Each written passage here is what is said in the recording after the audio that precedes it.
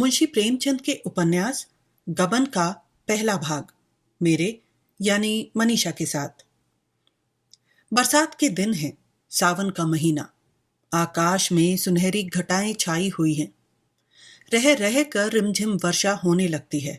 अभी तीसरा पहर है, पर ऐसा मालूम हो रहा है शाम हो गई। आमों के बाग में झूला पड़ा हुआ है। लड़कियां भी झूल रही हैं और उनकी माताएं भी। दो चार झूल रही हैं, दो चार झुला रही हैं। कोई कजली गाने लगती है, कोई बारह मासा। इस ऋतु में महिलाओं की बाल स्मृतियां भी जाग उठती हैं। ये फुहारें मानो चिंताओं को हृदय से धो डालती हैं, मानो मुरझाए हुए मन को भी हरा कर देती हैं। सबके दिल उमंगों से भरे हुए हैं। धानी साड़ियों ने प्रकृति की हरियाली से नाता जोड़ा है। इसी समय एक बिसाती आकर झूले के पास खड़ा हो गया। उसे देखते ही झूला बंद हो गया। छोटी बड़ी सबों ने आकर उसे घेर लिया। बिसाती ने अपना संदूक खोला और चमकती दमकती चीजें निकालकर दिखाने लगा। कच्चे मोतियों के गहने थे, कच्चे लैस और गोटे, रंगीन मोजे, खूबसूरत गुड़ियां और गुड़ियों के गहने, बच्चों के लट्टू और झुंझुने। किसी ने कोई चीज ली, किसी ने कोई चीज। एक बड़ी बड़ी आंखों वाली बालिका ने वह चीज पसंद की जो उन सब चमकती हुई चीजों में सबसे सुंदर थी। वह गिरोजी रंग का एक चंद्रहार था।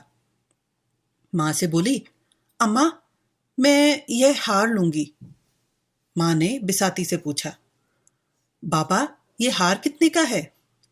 बिसाती ने हार को रुमाल से पोंछते हुए कहा, खरीद तो 20 आने की है, मालकिन जो चाहे दे दें। माता ने कहा, यह तो बड़ा महंगा है, 4 दिन में इसकी चमक दमक जाती रहेगी। बिसाती ने मार्मिक भाव से सिर हिलाकर कहा, बहू जी, 4 दिन में तो बिटिया को असली चंद्रहार मिल जाएगा। माता के हृदय पर इन सहृदयता से भरे हुए शब्दों ने चोट की। हार ले लिया गया। बालिका के आनंद की सीमा न थी।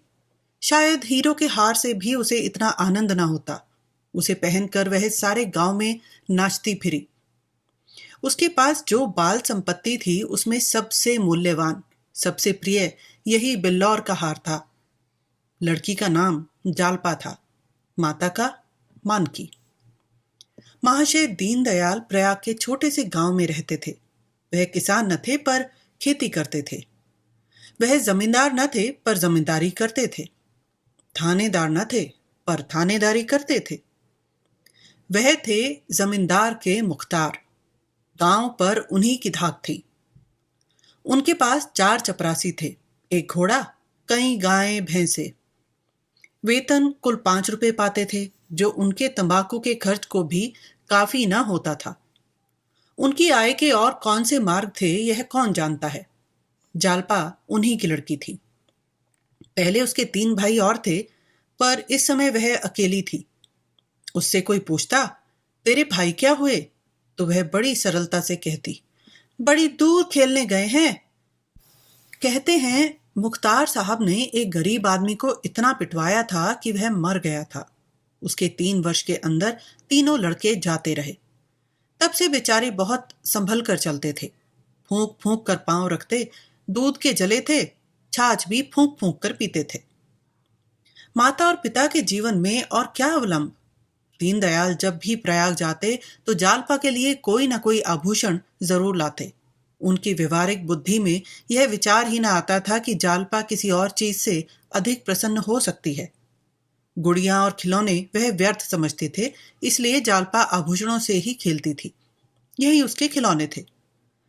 वह बिल्लौर का हार जो उसने बिसाती से लिया था, अब उसका सबसे प्यारा खिलौना था। असली हार की अभिलाषा अभी उसके मन में उदय ही नहीं हुई थी। गांव में कोई उत्सव होता या कोई त्योहार पड़ता तो वह उसी हार को पहनती। कोई दूसरा गहना उसकी आंखों में जचता ही नहीं था। एक दिन दीनदयाल लौटे तो मानकी के लिए एक चंद्रहार लाए। मानकी को यह साके बहुत दिनों से थी। यह हार पाकर वह मुग्ध हो गई। जालपा को अब अपना हार अच्छा ना लगता। पिता से बोली, बाबूजी, मुझे भी ऐसा ही हार ला दीजिए। दीनदयाल ने मुस्कुराकर कहा, ला दूंगा बेटी। कब ला दीजिएगा? बहुत जल्दी। बाप के शब्दों से जालपा का मन न भरा। उसने माता से जाकर कहा, अम्मा जी, मुझे भी अपना सा हार बनवा दो। माँ, वह तो बहुत रुपयों में बनेगा बेटी। तुमने अपने लिए बनवाया है, मेरे लिए क्यों नहीं बनवाती? तेरे लिए तेरी ससुराल से आएगा। यह हार 600 में बना था। इतने रुपए जमा कर देना दीनदयाल के लिए आसान न था। ऐसे कौन बड़े ओहदेदार थे? बरसों में कहीं यह हार बनने की नौबत आई। जीवन में फिर कभी इतने रुपए आएंगे, इसमें उन्हें संदेह था। जालपा लजाकर भाग गई, पर यह शब्द उसके हृदय में अंकित हो गए। ससुराल उसके लिए अब उतनी भयंकर न थी। ससुराल से चंद्रहार आएगा। वहां के लोग उसे माता पिता से अधिक प्यार करेंगे। तभी तो जो चीज ये लोग नहीं बनवा सकते वह वहां से आएगी। लेकिन ससुराल से ना आए तो उसके सामने 3 लड़कियों के विवाह हो चुके थे। किसी की ससुराल से चंद्रहार न आया था। कहीं उसकी ससुराल से भी न आया तो? उसने सोचा, तो क्या माताजी अपना हार मुझे दे देंगी? अवश्य दे देंगी। इस तरह हंसते खेलते 7 वर्ष कट गए और वह दिन भी आ गया जब उसकी चिर संचित अभिलाषा पूरी होगी। मुंशी दीनदयाल की जान पहचान के आदमियों में एक महाशय दयानाथ थे। बड़े ही सज्जन और सहृदय, कचहरी में नौकर थे और 50 रुपए वेतन पाते थे। दीनदयाल अदालत की कीड़े थे। दयानाथ को उनसे सैकड़ों ही बार काम पड़ चुका था। चाहते तो हजारों वसूल करते, पर कभी एक पैसे के भी रवादार नहीं हुए थे। दीनदयाल के साथ ही उनका यह सलूक न था, यह उनका स्वभाव था। यह बात भी न थी कि वह बहुत ऊंचे आदर्श के आदमी हों, पर रिश्वत को हराम समझते थे। शायद इसलिए कि वह अपनी आंखों से इस तरह के दृश्य देख चुके थे। किसी को जेल जाते देखा था, किसी को संतान से हाथ धोते, किसी को दुर्व्यसनों के पंजे में फंसते। ऐसी उन्हें कोई मिसाल न मिलती थी जिसने रिश्वत लेकर चैन किया हो। उनकी यह धारणा दृढ़ हो गई थी कि हराम की कमाई हराम ही में जाती है। यह बात वे कभी न भूलते। इस जमाने में 50 रुपए की भुगत ही क्या, 5 आदमियों का पालन बड़ी मुश्किल से होता था। लड़के अच्छे कपड़ों को तरसते, स्त्री गहनों को तरसती, पर दयानाथ विचलित न होते थे। बड़ा लड़का 2 ही महीने तक कॉलेज में रहने के बाद पढ़ना छोड़ बैठा। पिता ने साफ कह दिया, मैं तुम्हारी डिग्री के लिए सबको भूखा और नंगा नहीं रख सकता। पढ़ना चाहते हो तो अपने पुरुषार्थ से पढ़ो। बहुतों ने किया है, तुम भी कर सकते हो। लेकिन रमानाथ में इतनी लगन न थी। इधर 2 साल से वह बिल्कुल बेकार था। शतरंज खेलता, सैर सपाटे करता और माँ और छोटे भाइयों पर रौब जमाता। दोस्तों की बदौलत शौक पूरा होता रहता था। किसी का चेस्टर मांग लिया और शाम को हवा खाने निकल गए। किसी का पमशू पहन लिया, किसी की घड़ी कलाई पर बांध ली। कभी बनारसी फैशन में निकले, कभी लखनवी फैशन में। 10 मित्रों ने एक एक कपड़ा बनवा लिया तो 10 सूट बदलने का उपाय हो गया। सहकारिता का यह बिल्कुल नया उपयोग था। इसी युवक को दीनदयाल ने जालपा के लिए पसंद किया। दयानाथ शादी नहीं करना चाहते थे। उनके पास न रुपए थे और न एक नए परिवार का भार उठाने की हिम्मत। पर जागेश्वरी ने त्रियाहट से काम लिया और इस शक्ति के सामने पुरुष को झुकना पड़ा। जागेश्वरी बरसों से पुत्र वधू के लिए तड़प रही थी, जो उसके सामने बहुएं बनकर आई। वे आज पोते खिला रही हैं। फिर उस दुखिया को कैसे धैर्य होता? वह कुछ निराश हो चली थी। ईश्वर से मनाती थी कि कहीं से बात आए। दीनदयाल ने संदेश भेजा तो उसकी आंखें सी मिल गई। अगर कहीं यह शिकार हाथ से निकल गया तो फिर न जाने कितने दिनों और राह देखनी पड़े। कोई यहां क्यों आने लगा? न धन ही है, न जायदाद। लड़के पर कौन रिश्ता है? लोग तो धन देखते हैं। इसीलिए उसने इस अवसर पर सारी शक्ति लगा दी और उसकी विजय हुई। दयानाथ ने कहा, भाई तुम जानो, तुम्हारा काम जाने, मुझ में समाई नहीं है। जो आदमी अपने पेट की फिक्र नहीं कर सकता, उसका विवाह करना मुझे तो अधर्म सा मालूम होता है। फिर रुपए की भी तो फिक्र है। 1000 तो टीम टाम के लिए चाहिए, जोड़े और गहनों के लिए अलग। ना बाबा, यह बोझ मेरे मान का नहीं। जागेश्वरी पर इन दलीलों का कोई असर न हुआ। बोली, वह भी तो कुछ देगा। मैं उससे मांगने तो जाऊंगा नहीं। तुम्हारे मांगने की जरूरत ही ना पड़ेगी, वह खुद ही दे देंगे। लड़की के ब्याह में पैसे का कोई मुंह नहीं देखता। हाँ, मकदूर चाहिए, सो दीनदयाल पोढ़े आदमी है, और फिर यही एक संतान है, बचा कर रखेंगे तो किसके लिए। दयानाथ को अब कोई बात न सूझी, केवल यही कहा, वह चाहे लाख दे दें, चाहे एक न दें, मैं न कहूंगा कि दो, न कहूंगा कि मत दो। कर्ज मैं लेना नहीं चाहता, और लूं तो दूंगा किसके घर से। जागेश्वरी ने इस बाधा को मानो हवा में उड़ाकर कहा, मुझे तो विश्वास है कि वह टीके में 1,000 से कम ना देंगे। तुम्हारे टीम टाम के लिए इतना बहुत है। गहनों का प्रबंध किसी सर्राफ से कर लेना। टीके में 1,000 देंगे तो क्या द्वार पर 1,000 भी न देंगे? वही रुपए सर्राफ को दे देना। 200-400 बाकी रहे, वह धीरे धीरे चुक जाएंगे। बच्चा के लिए कोई ना कोई द्वार खुलेगा ही। दयानाथ ने उपेक्षा भाव से कहा, खुल चुका। जिसे शतरंज और सैर सपाटे से फुर्सत ना मिले, उसे सभी द्वार बंद मिलेंगे। जागेश्वरी को अपने विवाह की बात याद आई। दयानाथ भी तो गुलछर्रे उड़ाते थे, लेकिन उसके आते ही उन्हें 4 पैसे कमाने की फिक्र कैसी सिर पे सवार हो गई थी। साल भर भी ना बीतने पाया था कि नौकर हो गए। बोली, बहू आ जाएगी तो उसकी आंखें भी खुलेंगी, देख लेना। अपनी बात याद करो, जब तक गले में जुआ नहीं पड़ा है, तभी तक यह कुलेले हैं। जुआ पड़ा और सारा नशा हिरन हुआ।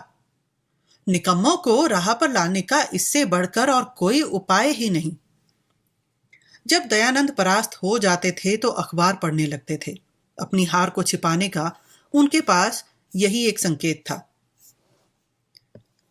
मुंशी दीनदयाल उन आदमियों में से थे जो सीधों के साथ सीधे होते हैं, पर टेढ़ों के साथ टेढ़े ही नहीं, शैतान हो जाते हैं। दयानाथ बड़ा सा मुंह खोलते, हजारों की बातचीत करते तो दीनदयाल उन्हें ऐसा चकमा देते कि वह उम्र भर याद करते। दयानाथ की सज्जनता ने उन्हें वशीभूत कर लिया। उनका विचार 1,000 देने का था, पर 1,000 टीके ही में दे आए। मानकी ने कहा, जब टीके में 1,000 दिया तो इतना ही घर पर भी देना पड़ेगा, आएगा कहां से? दीनदयाल चिढ़कर बोले, भगवान मालिक है। जब तक उन लोगों ने उदारता दिखाई और लड़का मुझे सौंप दिया, तो मैं भी दिखा देना चाहता हूं कि हम भी शरीफ हैं और शील का मूल्य पहचानते हैं। अगर उन्होंने हेकड़ी जताई होती तो अभी उनकी खबर लेता। दीनदयाल 1,000 तो दे आए, पर दयानाथ का बोझ हल्का करने के बदले और भारी कर दिया। वह कर्ज से कोसों भागते थे। इस शादी में उन्होंने मियाँ की जूती मियाँ की चांद वाली नीति निभाने की ठानी थी, पर दीनदयाल की सहृदयता ने उनका संयम तोड़ दिया। वे सारे टीम टाम नाच तमाशे जिनकी कल्पना का उन्होंने गला घोंट दिया था, वही रूप धारण करके उनके सामने आ गए। बंधा हुआ घोड़ा थान से खुल गया, उसे कौन रोक सकता है। धूमधाम से विवाह करने की ठन गई। पहले जोड़े गहने को उन्होंने गौण समझ रखा था, अब वही सबसे मुख्य हो गया। ऐसा चढ़ावा हो कि मड़वे वाले देखकर भड़क उठें, सबकी आंखें खुल जाएं। कोई 3,000 का सामान बनवा डाला। सर्राफ को 1,000 नगद मिल गए। 1,000 के लिए 1 सप्ताह का वादा हुआ तो उसने कोई आपत्ति न की। सोचा 2,000 सीधे हुए जाते हैं, 500-700 रुपए रह जाएंगे, वह कहाँ जाते हैं। व्यापारी की लागत निकल आती है तो नगद को तत्काल पाने के लिए आग्रह नहीं करता। फिर भी चंद्रहार की कसर रह गई। जड़ाऊ चंद्रहार 1,000 से नीचे अच्छा नहीं मिल सकता था। दयानाथ का जी तो लहराया कि लगे हाथ उसे भी ले लो, किसी को नाक सिकोड़ने की जगह तो न रहेगी। पर जागेश्वरी इस पर राजी न हुई। बाजी पलट चुकी थी। दयानाथ ने गर्म होकर कहा, तुम्हें क्या, तुम तो घर में बैठी रहोगी। मौत तो मेरी होगी जब उधार के लोग नाक भौं सिकोड़ने लगेंगे। जागेश्वरी, दोगे कहां से, कुछ सोचा है? कम से कम 1,000 तो वहां मिल ही जाएंगे। खून मुंह लग गया क्या? नहीं नहीं, मगर आखिर वहां भी तो कुछ मिलेगा। वहां मिलेगा तो वहां खर्च भी होगा। नाम जोड़े कहनों से नहीं होता, दान दक्षिणा से होता है। इस तरह चंद्रहार का प्रस्ताव रद्द हो गया। मगर दयानाथ दिखावे और नुमाइश को चाहे अनावश्यक समझें, रमानाथ उसे परमावश्यक समझता था। बारात ऐसे धूम से जानी चाहिए कि गांव भर में शोर मच जाए। पहले दूल्हे के लिए पालकी का विचार था। रमानाथ ने मोटर पर जोर दिया। उसके मित्रों ने इसका अनुमोदन किया। प्रस्ताव स्वीकृत हो गया। दयानाथ एकांत प्रिय जीव थे। न किसी से मित्रता थी, न किसी से मेलजोल। रमानाथ मिलनसार युवक था। उसके मित्र ही इस समय हर एक काम में अग्रसर हो रहे थे। वे जो काम करते दिल खोलकर। आतिशबाजियां बनवाई तो अव्वल दर्जे की, नाच ठीक किया तो अव्वल दर्जे का, बाजे गाजे भी अव्वल दर्जे के। दोयम या सोयम का वहां जिक्र ही न था। दयानाथ उसकी उच्छृंखलता देखकर चिंतित तो हो जाते थे, पर कुछ कह न सकते थे।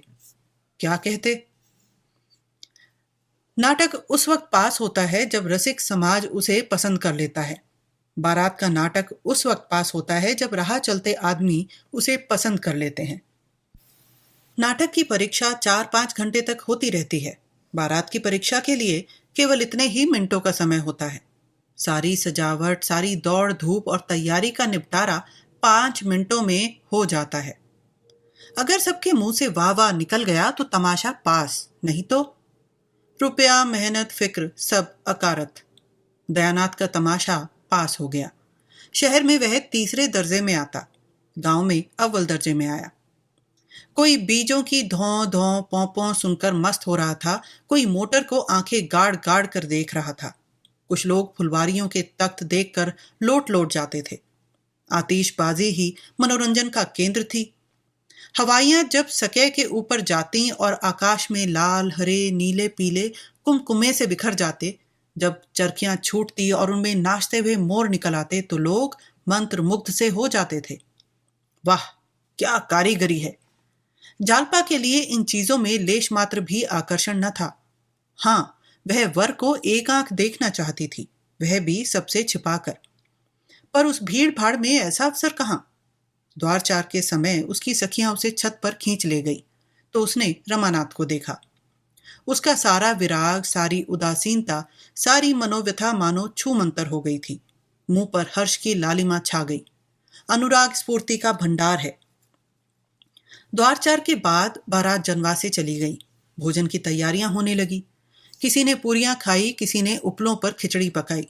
देहात के तमाशा देखने वालों के मनोरंजन के लिए नाच गाना होने लगा। 10 बजे सहसा फिर बाजे बजने लगे। मालूम हुआ कि चढ़ावा आ रहा है। बारात में हर एक रस्म डंके की चोट पर अदा होती है। दूल्हा कलेवा करने आ रहा है, बाजे बजने लगे। समधी मिलने आ रहा है, बाजे बजने लगे। चढ़ावा ज्यों ही पहुंचा, घर में हलचल मच गई। स्त्री, पुरुष, बूढ़े, जवान सब चढ़ावा देखने के लिए उत्सुक हो उठे। ज्यों ही किश्तियां मंडप में पहुंची, सब लोग छोड़कर देखने दौड़े। आपस में धक्कम धक्का होने लगा। मान की प्यास से बेहाल हो रही थी, कंठ सूखा जाता था। चढ़ावा आते ही प्यास भाग गई। दीनदयाल मारे भूख प्यास के निर्जीव से पड़े थे। यह समाचार सुनते ही सचेत होकर दौड़े। मानकी एक एक चीज को निकाल निकाल कर देखने और दिखाने लगी। वहां सभी इस कला के विशेषज्ञ थे। मदों ने गहने बनवाए थे, औरतों ने पहने थे। सभी आलोचना करने लगे। चूहे दंती कितनी सुंदर है, कोई 10 तौले की होगी। वाह, 11.5 तोले से रत्ती भर भी कम निकल आए तो कुछ हार जाऊं। यह शेरदाह तो देखो, क्या हाथ की सफाई है। जी चाहता है कारीगर के हाथ चूम लें। यह भी 12 तोले से कम ना होगा। वाह, कभी देखा भी है 16 तोले से कम निकल आए तो मुंह न दिखाऊं। हाँ, माल उतना चोखा नहीं है। यह कंगन तो देखो, बिल्कुल पक्की जड़ाई है। कितना बारीक काम है कि आंख नहीं ठहरती। कैसा दमक रहा है, सच्चे नगीने हैं। झूठे नगीनों में यह आप कहां। चीज तो यह गुलबंद है। कितने खूबसूरत फूल हैं और उनके बीच के हीरे कैसे चमक रहे हैं। किसी बंगाली सुनार ने बनाया होगा। क्या बंगालियों ने कारीगरी का ठेका ले लिया है? हमारे देश में एक से एक कारीगर पड़े हुए हैं। बंगाली सुनार बेचारे उनकी क्या बराबरी करेंगे। इसी तरह एक एक चीज की आलोचना होती रही। सहसा किसी ने कहा, चंद्रहार नहीं है क्या? मानकी ने रोनी सूरत बनाकर कहा, नहीं, चंद्रहार नहीं आया। एक महिला बोली, अरे, चंद्रहार नहीं आया? दीनदयाल ने गंभीर भाव से कहा, और सभी चीजें तो हैं, एक चंद्रहार ही तो नहीं है। चंद्रहार की बात ही कुछ और है, उसी महिला ने मुंह बनाकर कहा। मानकी ने चढ़ाव को सामने से हटाकर कहा, बेचारी के भाग में चंद्रहार लिखा ही नहीं है। इस गोलाकार जमघट के पीछे अंधेरे में आशा और आकांक्षा की मूर्ति सी जालपा भी वहीं खड़ी थी, और सब गहनों के नाम कान में आते थे। चंद्रहार का नाम ना आता था। उसकी छाती धक धक कर रही थी। चंद्रहार नहीं है क्या? शायद सबके नीचे हो। इस तरह वह मन को समझाती रही। जब मालूम हो गया चंद्रहार नहीं है तो उसके कलेजे पर चोट सी लग गई। मालूम हुआ देह में रक्त की बूंद भी नहीं है, मानो उसे मूर्छा आ जाएगी। वह उन्माद किसी दशा में अपने कमरे में आई और फूट फूट कर रोने लगी। वह लालसा जो आज 7 वर्ष हुए उसके हृदय में अंकुरित हुई थी, जो इस समय पुष्प और पल्लव से लदी खड़ी थी, उस पर वज्रपात हो गया। वह हरा भरा लहलहाता हुआ पौधा जल गया, केवल उसकी राख रह गई। आज ही के दिन पर तो उसकी समस्त आशाएं अवलंबित थी। दुर्दैव ने आज वह अवलंब भी छीन लिया। उस निराशा के आवेग में उसका ऐसा जी चाहने लगा कि अपना मुंह नोच ले। उसका वश चलता तो वह चढ़ावे को उठाकर आग में गेंक देती। कमरे में एक आले पर शिव की मूर्ति रखी हुई थी। उसने उसे उठाकर ऐसा पटका कि उसकी आशाओं की भांति वह भी चूर चूर हो गई। उसने निश्चय किया, मैं कोई आभूषण न पहनूंगी। आभूषण पहनने से होता ही क्या है? जो रूप विहीन हो वे अपने को गहने से सजाएं। मुझे तो ईश्वर ने यों ही सुंदरी बनाया है। मैं गहने न पहनकर भी बुरी न लगूंगी। सस्ती चीजें उठा लाए, जिसमें रुपए खर्च होते थे, उसका नाम ही न लिया। अगर गिनती ही गिनानी थी तो इतने ही दामों में इसके दूने गहने आ जाते। वह इसी क्रोध में भरी बैठी थी कि उसकी 3 सखियां आकर खड़ी हो गई। उन्होंने समझा था जालपा को अभी चढ़ाव की कुछ खबर नहीं है। जालपा ने उन्हें देखते ही आंखें पोंछ डाली और मुस्कुराने लगी। राधा मुस्कुराकर बोली, जालपा, मालूम होता है तूने बड़ी तपस्या की थी।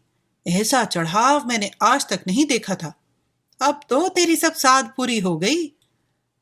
जालपा ने अपनी लंबी लंबी पलकें उठाकर उसकी ओर ऐसे दीन नजर से देखा मानो जीवन में अब उसके लिए कोई आशा नहीं है। हाँ बहन, सब साध पूरी हो गई। इन शब्दों में कितनी अपार मर्मांतक वेदना भरी हुई थी, इसका अनुमान तीनों युवतियों में कोई भी न कर सकी। तीनों कौतूहल से उसकी ओर ताकने लगी, मानो उसका आशय उनकी समझ में न आया हो। तो बसंती ने कहा, जी चाहता है कारीगर के हाथ चूम लूं। शहजादी बोली, चढ़ावा ऐसा ही होना चाहिए कि देखने वाले भड़क उठें। बासंती, तुम्हारी सास बड़ी चतुर जान पड़ती है, कोई चीज नहीं छोड़ी। जालपा ने मुंह उधर कर कहा, ऐसा ही होगा। राधा, और तो सब कुछ है, केवल चंद्रहार नहीं है। शहजादी, एक चंद्रहार के ना होने से क्या होता है बहन, उसकी जगह गुलबंद तो है। जालपा ने वक्रोक्ति के भाव से कहा, हाँ, देह में एक आंख के ना होने से क्या होता है, और सब अंग ही हैं, तो आंखें हुई तो क्या, ना हुई तो क्या। बालकों के मुंह से गंभीर बातें सुनकर जैसे हमें हंसी आ जाती है, उसी तरह जालपा के मुंह से यह लालसा से भरी हुई बातें सुनकर राधा और बासंती अपनी हंसी न रोक सकी। हाँ, शहजादी को हंसी न आई। यह आभूषण लालसा उसके लिए हंसने की बात नहीं, रोने की बात थी। कृत्रिम सहानुभूति दिखाती हुई बोली, सब न जाने कहाँ के जंगली हैं कि और सब चीजें तो लाए, चंद्रहार न लाए, जो सब गहनों का राजा है। लाला अभी आते हैं तो पूछती हूं कि तुमने यह कहाँ की रीति निकाली है, ऐसा अनर्थ भी कोई करता है। राधा और बासंती दिल में कांप रही थी कि जालपा कहीं ताड़ ना जाए। उनका बस चलता तो शहजादी का मुंह बंद कर देती। बार बार उसे चुप रहने का इशारा कर रही थी, मगर जालपा को शहजादी का यह व्यंग संवेदना से परिपूर्ण जान पड़ा। सजल नेत्र होकर बोली, क्या करोगी पूछकर बहन, जो होना था सो हो गया। शहजादी, तुम पूछने को कहती हो, मैं रुला कर छोड़ूंगी। मेरे चढ़ाव पर कंगन नहीं आया था। उस वक्त मन ऐसा खकरा हुआ कि सारी गहनों पर लात मार दूं। जब तक कंगन ना बन गए मैं नींद भर सोई नहीं। राधा, तो क्या तुम जानती हो जालपा का चंद्रहार न बनेगा? शहजादी, बनेगा तब बनेगा, इस अवसर पर तो नहीं बना। 10-5 की चीज तो है नहीं कि जब चाहा बनवा लिया। सैकड़ों का खर्च है। फिर कारीगर तो हमेशा अच्छे नहीं मिलते। जालपा का भग्न हृदय शहजादी की इन बातों से मानो जी उठा। वह रुंधे कंठ से बोली, यही तो मैं भी सोचती हूँ बहन। जब आज न मिला तो फिर क्या मिलेगा? राधा और बासंती मन ही मन शहजादी को कोस रही थी और थप्पड़ दिखा दिखा कर धमका रही थी। पर शहजादी को इस वक्त तमाशे का मजा आ रहा था। बोली, नहीं, यह बात नहीं है जल्दी। आग्रह करने से सब कुछ हो सकता है। सास ससुर को बार बार याद दिलाती रहना। बहनोई जी से तो 2-4 दिन रूठे रहने से भी बहुत कुछ काम निकल सकता है। बस यही समझ लो कि घर वाले चैन न लेने पाए। यह बात हर दम उनके ध्यान में रहे। उन्हें मालूम हो जाए कि बिना चंद्रहार बनवाए कुशल नहीं। तुम जरा भी ढीली पड़ी और काम बिगड़ा। राधा ने हंसी को रोकते हुए कहा, इससे ना बने तो तुम्हें बुला लें। क्यों? अब उठोगी कि सारी रात उपदेश ही करती रहोगी? शहजादी, चलती हूं। ऐसी क्या भागड़ पड़ी है? हाँ, खूब याद आई। क्यों जल्लो, तेरी अम्मा जी के पास बड़ा अच्छा चंद्रहार है, तुझे न देंगी? जालपा ने एक लंबी सांस लेकर कहा, क्या कहूं बहन, मुझे तो आशा नहीं है। शहजादी, एक बार कह कर देखो तो। अब उनके कौन पहनने ओढ़ने के दिन बैठे हैं। मुझसे तो ना कहा जाएगा। मैं कह दूंगी। नहीं नहीं, मैं तुम्हारे हाथ जोड़ती हूं। मैं जरा उनके मातृ स्नेह की परीक्षा लेना चाहती हूं। बासंती ने शहजादी का हाथ पकड़कर कहा, अब उठेगी भी कि यहां सारी रात उपदेश ही देती रहेगी? शहजादी उठी पर जालपा रास्ता रोककर खड़ी हो गई और बोली, नहीं, अभी बैठो बहन, तुम्हारे पैरों पड़ती हूं। शहजादी, जब यह दोनों चुड़ैलें बैठने भी दें। मैं तो तुम्हें गुर सिखाती हूं और यह दोनों मुझ पर झल्लाती हैं। सुन नहीं रही हो, मैं भी विष की गांठ हूं। बासंती, विष की गांठ तो तू है ही। शहजादी, तुम भी ससुराल से साल भर बाद आई हो, कौन कौन सी नई चीजें बनवा लाई? बासंती, और तुमने 3 साल में क्या बनवा लिया? अरे मेरी बात छोड़ो, मेरा खसम तो मेरी बात ही नहीं पूछता। राधा, प्रेम के सामने गहनों का कोई मूल्य नहीं। शहजादी, तो सूखा प्रेम तुम ही को गले। इतने में मानकी ने आकर कहा, तुम तीनों यहां बैठी क्या कर रही हो? चलो, वहां लोग खाना खाने आ रहे हैं। तीनों युवतियां चली गईं। जालपा माता के गले में चंद्रहार की शोभा देखकर मन ही मन सोचने लगी, गहनों से इनका जी अब तक नहीं भरा। महाशय दयानाथ जितनी उमंगों से ब्याह करने गए थे, उतना ही हतोत्साह होकर लौटे। दीनदयाल ने खूब दिया, लेकिन वहां से जो कुछ मिला वह सब नाच तमाशे नेकचार में खर्च हो गया। बार बार अपनी भूल पर पछताते। क्यों दिखावे और तमाशे में इतने रुपए खर्च किए? इसकी जरूरत ही क्या थी? ज्यादा से ज्यादा लोग यही तो कहते, महाशय बड़े कृपण हैं। उतना सुन लेने में क्या हानि थी? मैंने गांव वालों को तमाशा दिखाने का ठेका तो नहीं लिया था। यह सब रमा का दुस्साहस है। उसी ने सारे खर्च बढ़ा बढ़ा कर मेरा दिवाला निकाल दिया। और सब तकाजे तो 10-5 दिन टल भी सकते थे, पर सर्राफ किसी तरह न मानता था। शादी के 7वें दिन उसे 1000 रुपए देने का वादा था। 7वें दिन सर्राफ आया, मगर यहां रुपए कहां थे? दयानाथ में लल्लो चुप्पो की आदत न थी, मगर आज उन्होंने उसे चकमा देने की खूब कोशिश की। किस्त बांधकर सब रुपए 6 महीने में अदा कर देने का वादा किया। फिर 3 महीने पर आए, मगर सर्राफ भी एक ही घुटावा आदमी था। उसी वक्त टला जब दयानाथ ने तीसरे दिन बाकी रकम की चीजें लौटा देने का वादा किया, और यह भी उसकी सज्जनता ही थी। वह तीसरा दिन भी आ गया और अब दयानाथ को अपनी लाज रखने का कोई उपाय न सूझता था। कोई चलता हुआ आदमी शायद इतना व्यग्र न होता। हीले हवाले करके महाजन को महीनों टालता रहता, लेकिन दयानाथ इस मामले में अनाड़ी थे। जागेश्वरी ने आकर कहा, भोजन कब से बना ठंडा हो रहा है, खाकर तब बैठो। दयानाथ ने इस तरह गर्दन उठाई मानो सिर पर सैकड़ों मन का बोझ लदा हुआ है। बोले, तुम लोग जाकर खा लो, मुझे भूख नहीं है। भूख क्यों नहीं है? रात भी तो कुछ नहीं खाया था। इस तरह दाना पानी छोड़ देने से महाजन के रुपए थोड़े ही अदा हो जाएंगे। मैं सोचता हूं उसे आज क्या जवाब दूंगा। मैं तो यह विवाह करके बुरा फंस गया। बहू कुछ गहने लौटा तो देगी। बहू का हाल तो सुन चुके, फिर भी उससे ऐसी आशा रखते हो। उसकी टेक है कि जब तक चंद्रहार न बन जाएगा कोई गहना ही न पहनूंगी। सारे गहने संदूक में बंद करके रखे हैं, बस वही एक बिल्लौरी हार गले में डाले हुए है। बहुएं बहुत देखी पर ऐसी बहू ना देखी थी। फिर कितना बुरा मालूम होता है कि कल की आई बहू उससे गहने छीन लिए जाएं। दयानाथ ने चिढ़कर कहा, तुम तो जले पर नमक छिड़कती हो। बुरा मालूम होता है तो लाओ 1,000 निकाल कर दे दो, महाजन को देता हूं। देती हो? बुरा मुझे खुद मालूम होता है, लेकिन उपाय क्या है? गला कैसे छूटेगा? बेटे का ब्याह किया है कि ठट्ठा है? शादी ब्याह में सभी कर्ज लेते हैं, तुमने कोई नई बात तो नहीं की। खाने पहनने के लिए कौन कर्ज लेता है? धर्मात्मा बनने का कुछ फल मिलना चाहिए या नहीं?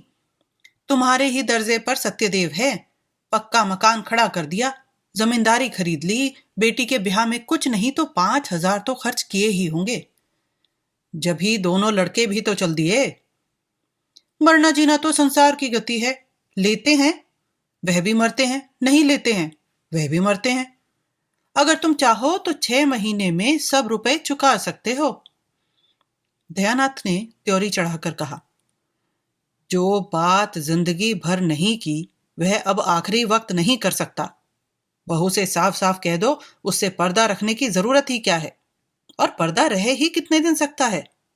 आज नहीं तो कल सारा हाल मालूम हो ही जाएगा। बस 3-4 चीजें लौटा दे तो काम बन जाए। तुम उससे एक बार कहो तो। जोगेश्वरी झुंझलाकर बोली, उससे तुम ही कहो, मुझसे तो ना कहा जाएगा। सहसा रमानाथ टेनिस रैकेट लिए बाहर से आया। सफेद टेनिस शर्ट था, सफेद पतलून, कैनवस का जूता, गोरे रंग और सुंदर मुखाकृति पर इस पहनावे ने रईसों की शान पैदा कर दी थी। रुमाल में बेले के गजरे लिए हुए था, उससे सुगंध उड़ रही थी। माता पिता की आंखें बचाकर वह जीने पर जाना चाहता था कि जागेश्वरी ने टोका, इन्हीं के तो सब कांटे बोए हुए हैं, इनसे क्यों नहीं सलाह लेते? रमा से, तुमने नाच तमाशे में 1200-1300 रुपए उड़ा दिए। बतलाओ सराफ को क्या जवाब दिया जाए? बड़ी मुश्किलों से कुछ गहने लौटाने पर राजी हुआ, मगर बहू से गहने मांगे कौन? यह सब तुम्हारी ही करतूत है। रमानाथ ने इस आक्षेप को अपने ऊपर से हटाते हुए कहा, मैंने क्या खर्च किया? जो कुछ किया बाबूजी ने किया। हाँ, जो कुछ मुझसे कहा गया वह मैंने किया। रमानाथ के कथन में बहुत कुछ सत्य था। यदि दयानाथ की इच्छा न होती तो रमा क्या कर सकता था? जो कुछ हुआ उन्हीं की अनुमति से। रमानाथ पर इल्जाम रखने से तो कोई समस्या हल ना हो सकती थी। बोले, मैं तुम्हें इल्जाम नहीं देता भाई, किया तो मैंने ही, मगर यह बला तो किसी तरह सिर से टालनी चाहिए। सर्राफ का तकाजा है, कल उसका आदमी आवेगा, उसे क्या जवाब दिया जाएगा? मेरी समझ में तो यही एक उपाय है कि उतने रुपए के गहने उसे लौटा दिए जाएं। गहने लौटा देने में भी वह झंझट करेगा, लेकिन 10-20 रुपए के लोभ में लौटाने पर राजी हो जाएगा। तुम्हारी क्या सलाह है? रमानाथ ने शर्माते हुए कहा, मैं इस विषय में क्या सलाह दे सकता हूं, मगर इतना कह सकता हूं कि इस प्रस्ताव को वह खुशी से मंजूर ना करेगी। अम्मा तो जानती हैं कि चढ़ावे में चंद्रहार ना जाने से उसे कितना बुरा लग गया था। प्रण कर लिया है, जब तक चंद्रहार ना बन जाएगा कोई गहना ना पहनूंगी। जागेश्वरी ने अपने पक्ष का समर्थन होते देख खुश होकर कहा, यही तो मैं इनसे कह रही हूं। रमानाथ ने कहा, रोना धोना मच जाएगा और इसके साथ घर का पर्दा भी खुल जाएगा। दयानाथ ने माथा सिकोड़कर कहा, उससे पर्दा रखने की जरूरत ही क्या? अपनी यथार्थ स्थिति को वह जितनी जल्दी समझ ले उतना ही अच्छा। रमानाथ ने जवानों के स्वभाव के अनुसार जालपा से खूब जीभ उड़ाई थी, खूब बढ़ बढ़ कर बातें की थी। जमींदारी है, उसे कई हजार का नफा है, बैंक में रुपए हैं, उनका सूद आता है। जालपा से अब अगर गहने की बात कही गई तो रमानाथ को वह पूरा लबाड़िया समझेगी। बोला, पर्दा तो एक दिन खुल ही जाएगा, पर इतनी जल्दी खोल देने का नतीजा यही होगा कि वह हमें नीच समझने लगेगी, शायद अपने घर वालों को भी लिख भेजे, चारों तरफ बदनामी होगी। तैनात ने कहा, हमने तो दीनदयाल से यह कभी नहीं कहा था कि हम लखपति हैं। रमानाथ, तो आपने यही कब कहा था कि हम उधार गहने लाए हैं और 2-4 दिन में लौटा देंगे? आखिर यह सारा स्वांग अपनी धाक बैठाने के लिए ही तो किया था, या कुछ और? दयानाथ, तो फिर किसी दूसरे बहाने से मांगना पड़ेगा, बिना मांगे काम नहीं चल सकता। कल या तो रुपए देने पड़ेंगे या गहने लौटाने पड़ेंगे, और कोई राह नहीं। रमानाथ ने कोई जवाब न दिया। जागेश्वरी बोली, और कौन सा बहाना किया जाएगा? अगर कहा जाए किसी को मंगनी देना है तो शायद वह देगी नहीं, देगी भी तो 2-4 दिन में लौटाएंगे कैसे? दयानाथ को एक उपाय सूझा। बोले, अगर उन गहनों के बदले मुलम्मे के गहने दे दिए जाएं। मगर तुरंत ही उन्हें ज्ञात हो गया कि यह लचर बात है। खुद ही उसका विरोध करते हुए कहा, हाँ, बाद मुलम्मा उड़ जाएगा तो फिर लज्जित होना पड़ेगा। अक्ल कुछ काम नहीं करती। मुझे तो यही सोचता है यह सारी स्थिति उसे समझा दी जाए। जरा देर के लिए उसे दुख तो जरूर होगा, लेकिन आगे के वास्ते रास्ता तो साफ हो जाएगा। संभव था जैसा दयानाथ का विचार था कि जालपा रो धोकर शांत हो जाएगी, पर रमा की इसमें किरकिरी होती थी। फिर वह मुंह न दिखा सकेगा। जब वह उससे कहेगी तुम्हारी जमींदारी क्या हुई, बैंक के रुपए क्या हुए, तो उसे क्या जवाब देगा? वह विरक्त भाव से बोला, इसमें बेइज्जती के सिवा और कुछ ना होगा। आप क्या सर्राफ को 2-4-6 महीने टाल नहीं सकते? आप देना चाहें तो इतने दिनों में 1000-1200 रुपए बड़ी आसानी से दे सकते हैं। दयानाथ ने पूछा, कैसे? उसी तरह जैसे आपके और भाई करते हैं। वह मुझसे नहीं हो सकता। तीनों कुछ देर तक मौन बैठे रहे। दयानाथ ने अपना फैसला सुना दिया। जागेश्वरी और रमा को यह फैसला मंजूर न था, इसलिए अब इस गुत्थी के सुलझाने का भार उन्हीं दोनों पर था। जागेश्वरी ने भी एक तरह से निश्चय कर लिया था। दयानाथ को झक मारकर अपना नियम तोड़ना पड़ेगा। यह कहाँ की नीति है कि हमारे ऊपर संकट पड़ा हुआ हो और हम अपने नियमों का राग अलापे जाएं? रमानाथ बुरी तरह फंसा था। वह खूब जानता था कि पिताजी ने जो काम कभी नहीं किया वह आज न करेंगे। उन्हें जालपा से गहने मांगने में कोई संकोच न होगा, और यही वह न चाहता था। वह पछता रहा था कि मैंने क्यों जालपा से डींगे मारी। अब अपने मुंह की लाली रखने का सारा भार उसी पर था। जालपा की अनुपम छवि ने पहले ही दिन उस पर मोहिनी डाल दी थी। वह अपने सौभाग्य पर फूला न समाता था। क्या यह घर ऐसी अनन्य सुंदरी के योग्य था? जालपा के पिता 5 रुपए के नौकर थे, पर जालपा ने कभी अपने घर में झाड़ू न लगाई थी, कभी अपनी धोती न छांटी थी, अपना बिछावन तक न बिछाया था, यहाँ तक कि अपनी धोती की खींच तक न सी थी। दयानाथ 50 रुपए पाते थे, पर यहाँ केवल चौका बासन करने के लिए मेहरी थी। बाकी सारा काम अपने ही हाथों करना पड़ता था। जालपा शहर और देहात का फर्क क्या जाने।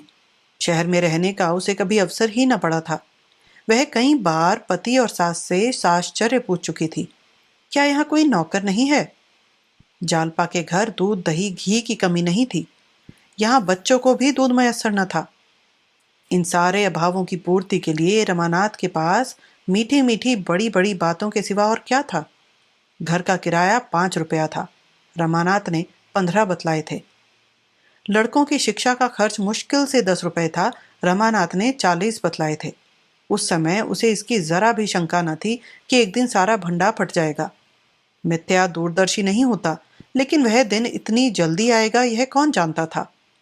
अगर उसने ये डींगे ना मारी होती तो जागेश्वरी की तरह वह भी सारा भार दयानाथ पर छोड़कर निश्चिंत हो जाता, लेकिन इस वक्त वह अपने ही बनाए हुए जाल में फंस गया था। कैसे निकले? उसने कितने ही उपाय सोचे, लेकिन कोई ऐसा न था जो आगे चलकर उसे उलझनों में न डाल देता। दलदल में न फंसा देता। एकाएक उसे एक चाल सूझी। उसका दिल उछल पड़ा, पर इस बात को वह मुंह तक न ला सका। ओह, कितनी नीचता है, कितना कपट, कितनी निर्दयता! अपनी प्रेयसी के साथ ऐसी धूर्तता! उसके मन ने उसे धिक्कारा। अगर इस वक्त उसे कोई 1,000 रुपया दे देता तो वह उसका उम्र भर के लिए गुलाम हो जाता। दयानाथ ने पूछा, कोई बात सूझी?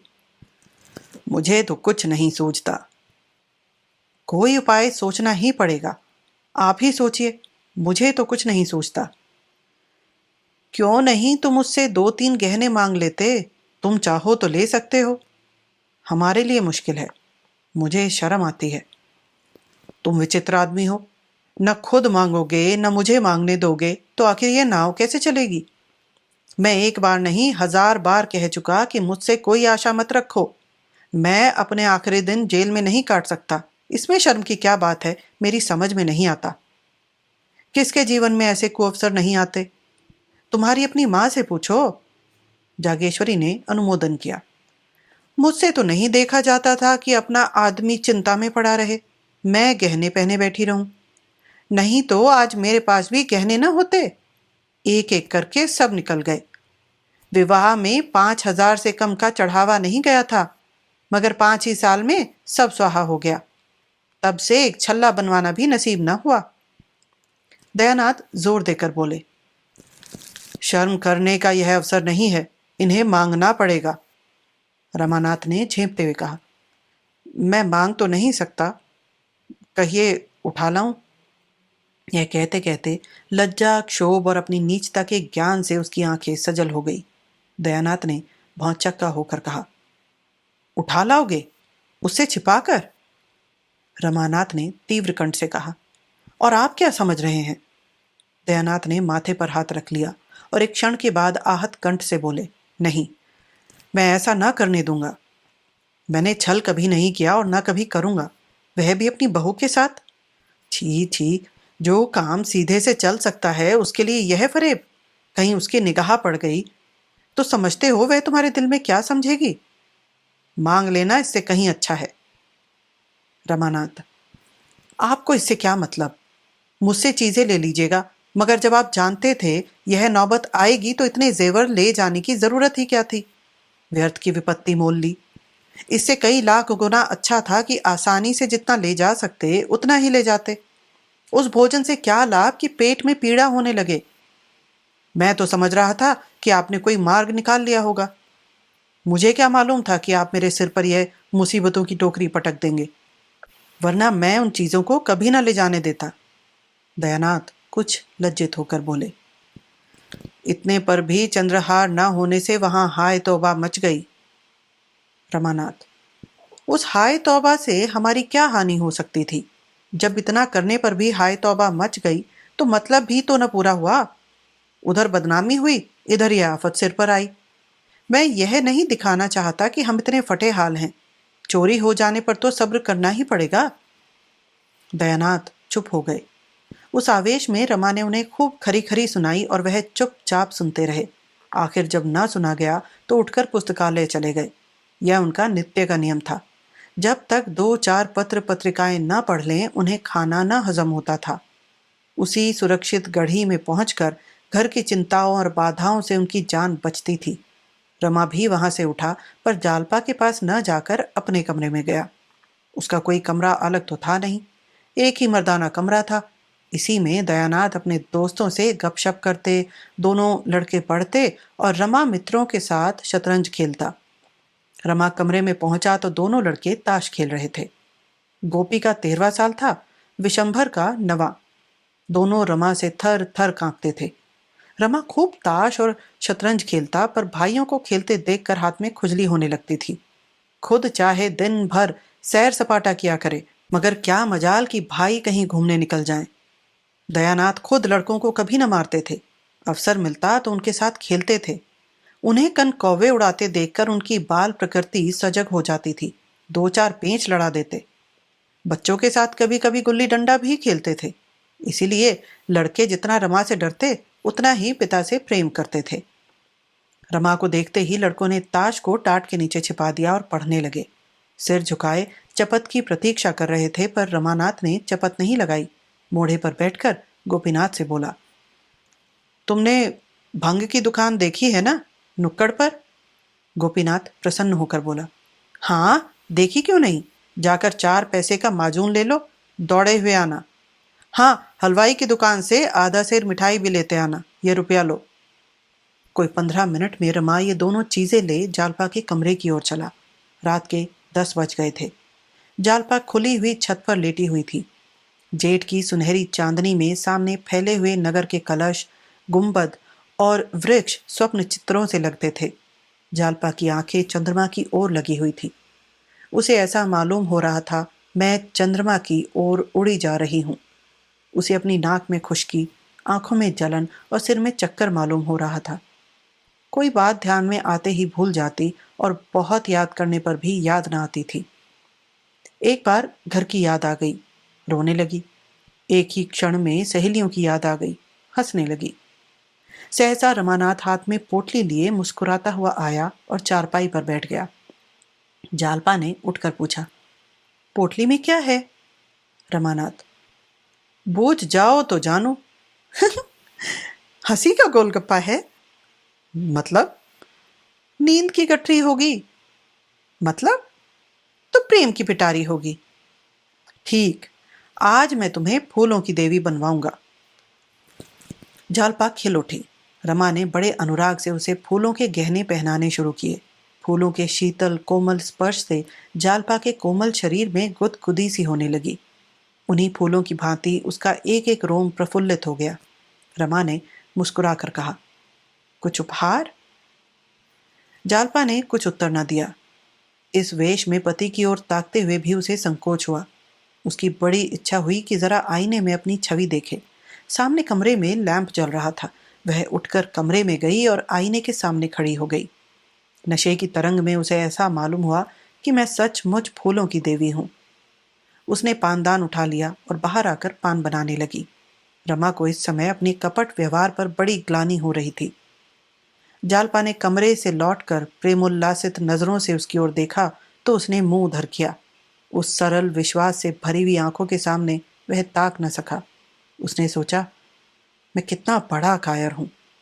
क्या मैं बाबूजी को साफ साफ जवाब न दे सकता था?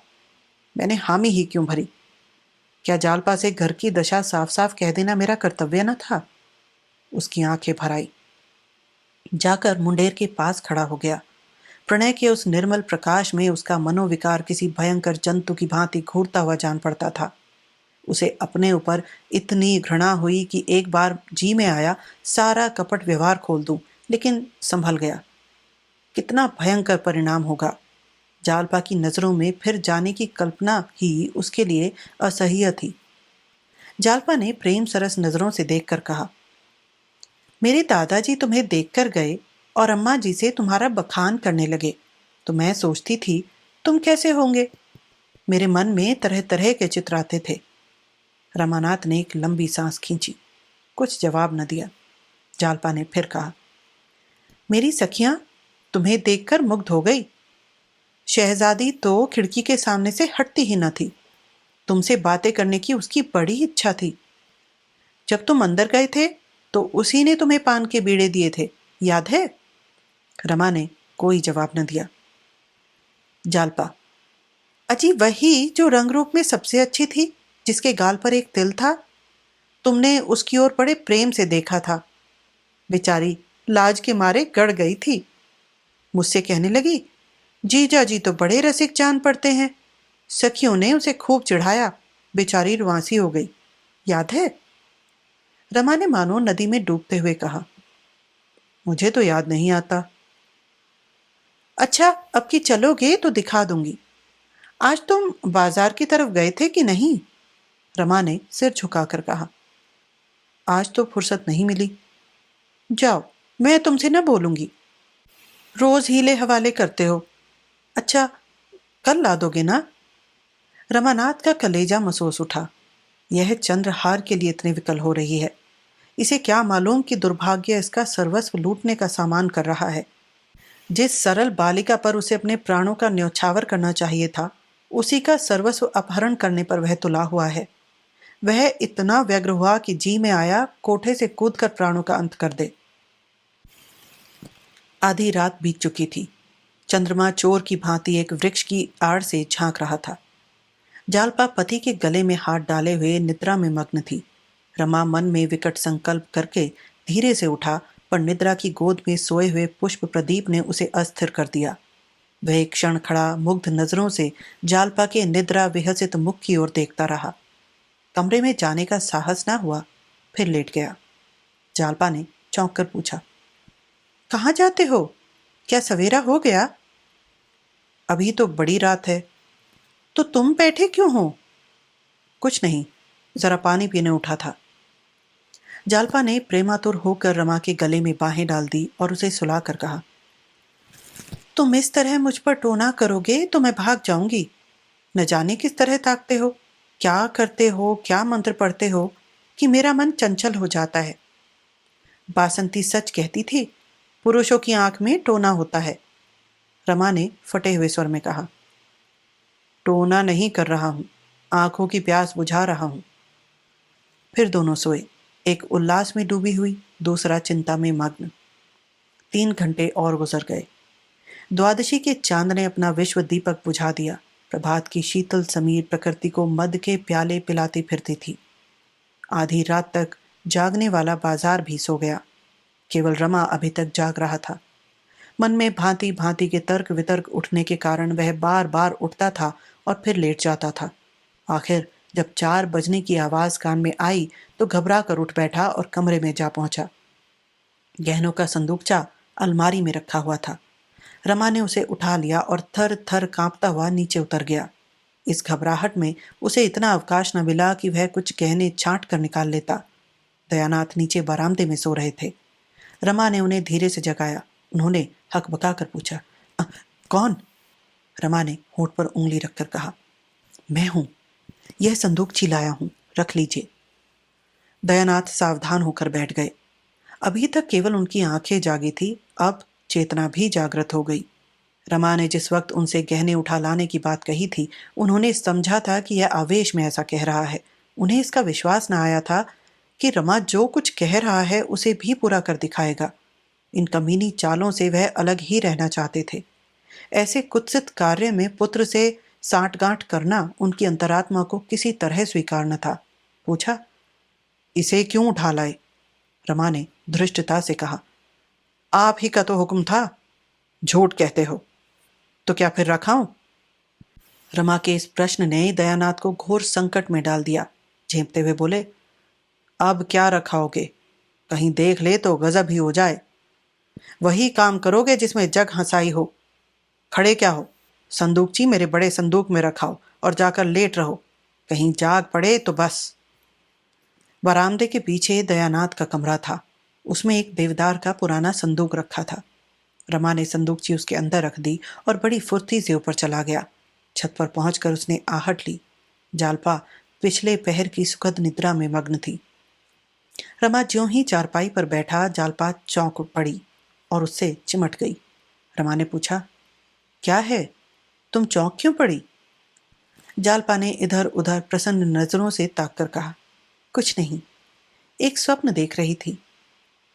तुम बैठे क्यों हो? कितनी रात है अभी?